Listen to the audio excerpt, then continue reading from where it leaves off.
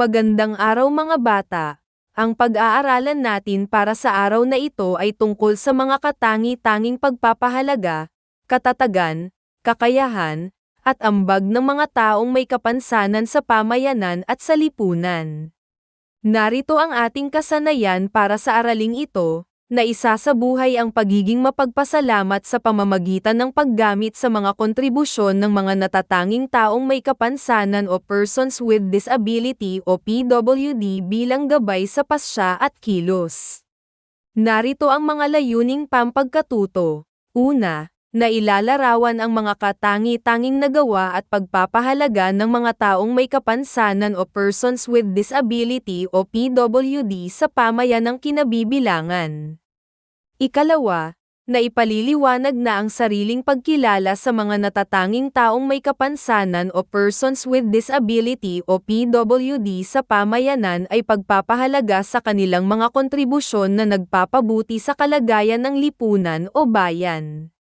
Ikatlo, nakapaglalapat ng mga paraan upang bigyang pagkilala ang mga natatanging taong may kapansanan o persons with disability o PWD dahil sa kanilang kontribusyon.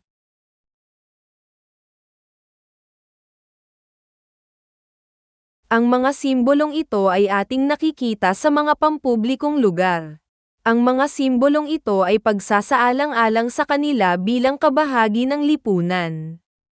Tignan natin mga bata kung matutukoy ninyo ang iba't ibang sumisimbolo sa mga may kapansanan.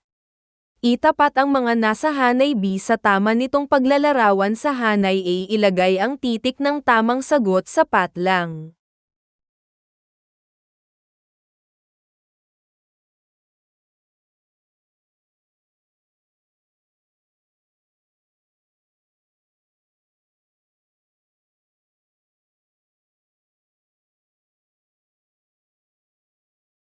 Mga bata, ang kapansanan ay nangangahulugang isang pisikal o mental na kapansanan na lubos na naglilimita sa isa o higit pang psikolohikal, pisyolohikal o anatomical na pagkilos ng isang individual o mga aktibidad ng naturang individual.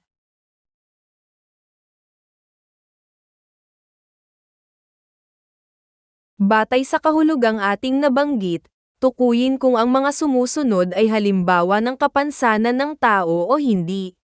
Lagyan ng check ang hanay sa kanan kung ito ay halimbawa ng kapansanan ng tao.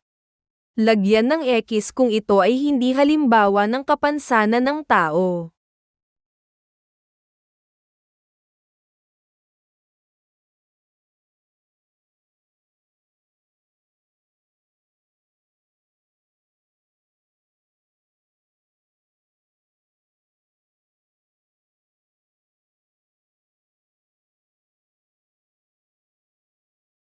Ayon sa Revised Philippine Registry Form para sa PWDs V3.0.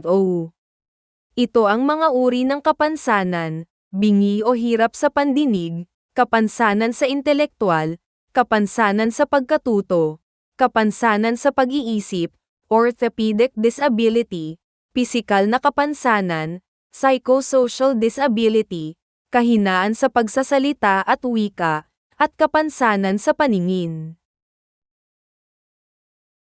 Ang orthopedic disability ay tumutukoy sa isang pisikal na kapansanan na nakakaapekto sa musculoskeletal system. Ang psychosocial disability ay kapansanan sa kalusugan ng isip sa pakikipag-ugnayan sa panlipunang kapaligiran na nagpapakita ng mga hadlang sa kanilang pagkakapantay-pantay sa iba. Magkakaroon tayo ng isang maikling debate mga bata. Ang tanong, kailangan ba nating itrato ang mga taong may kapansanan sa lipunan bilang mas mababa sa pamayanan kaysa sa taong walang kapansanan? Oo o hindi.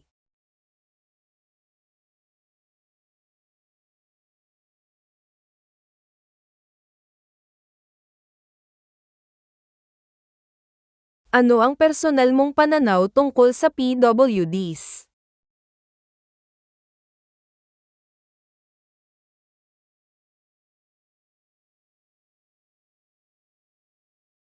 Gawin natin ang ikalawang gawain.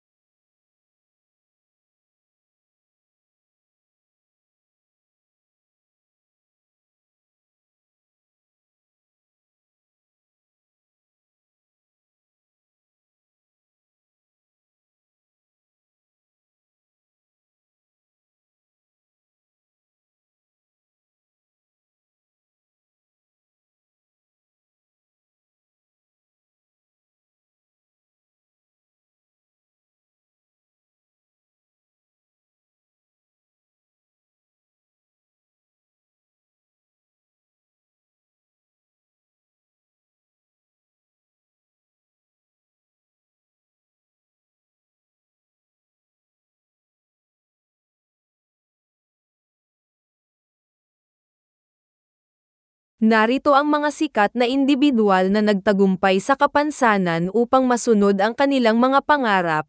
Stevie Wonder, siya ay isang singer at ipinanganak na bulag. Nagpasikat ng kantang I Just Called to Say I Love You. Si Stevie ay ipinanganak na premature na nagresulta sa isang kondisyon na kilala bilang retinopathy ng prematurity na humahantong sa kanyang mga retina na matanggal. Ang kanyang pagkabulag ay hindi naging hadlang sa kanyang pagiging isa sa mga pinakadakilang sikat ng musika. Nick Vujicic, isang evangelist at ipinanganak na walang paa. Siya ang may akda ng librong Life Without Limits. Si Nick ay ipinanganak sa Melbourne na may kondisyon na kilala bilang tetra amelia na humantong sa phocomelia. Nangangahulugan ito na siya ay ipinanganak na walang mga paa. Ang kahanga-hanga sa kanya ay ginamit niya ang kanyang kapansanan upang magbigay ng inspirasyon sa mga tao na mamuhay ng mas kasiya-siya.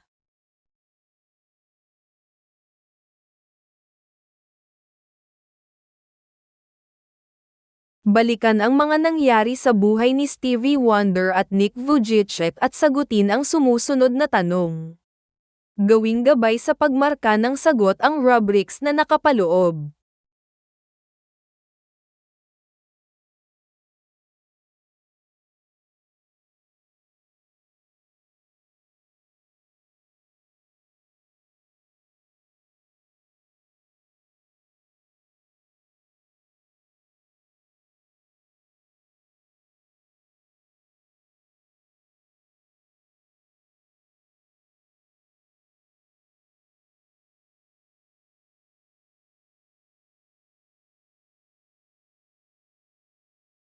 Sa ibaba ay mga halimbawa ng mga sikat na linya na sinabi ni Stevie Wonder at Nick Vujicic.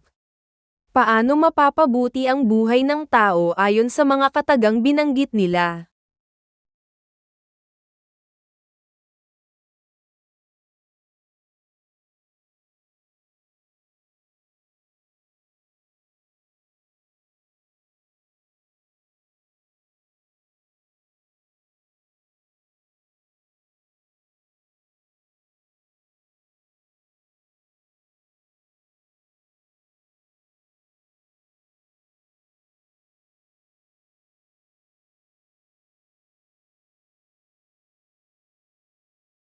Ang fan meet ay nagagawa kung ang isang tagahanga ay nabibigyan ng pagkakataon makita, makasama at makausap ang kanyang hinahangaang tao.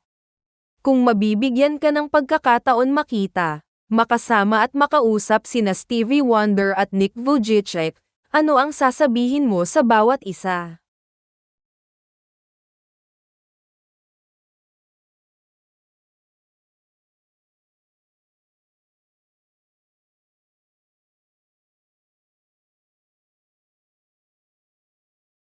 Piliin ang tamang gawi sa sumusunod na sitwasyon. Ilagay ang titik ng tamang sagot sapat lang.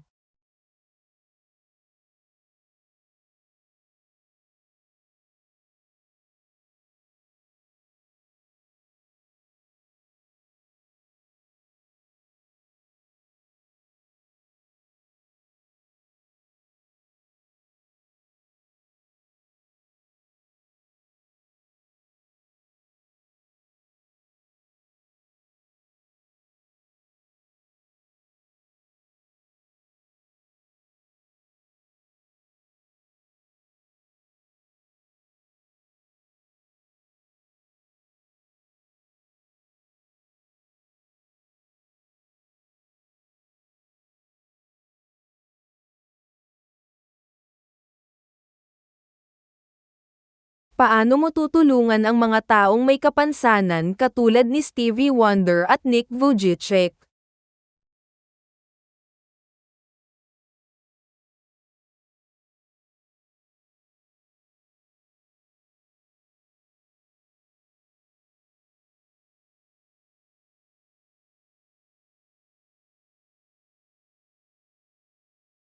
Liham ng pasasalamat at pag-asa. Pumili ng isang uri ng kapansanan at gumawa ng personal na liham ng pasasalamat at pag-asa para sa kanila.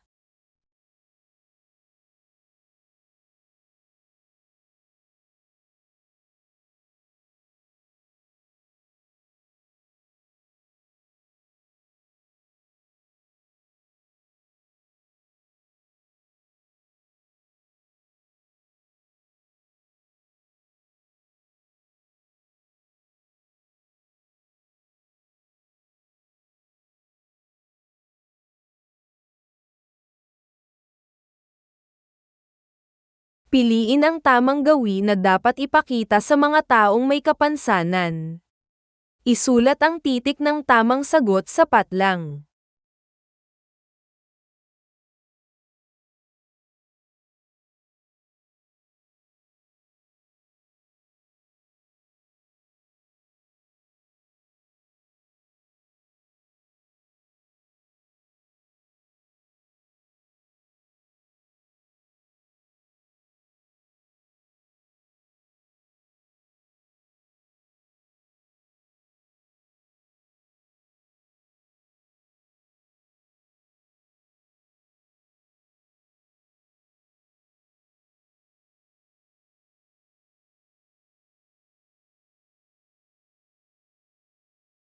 Isulat ang tama kung ang pangungusap ay wasto at mali kung hindi.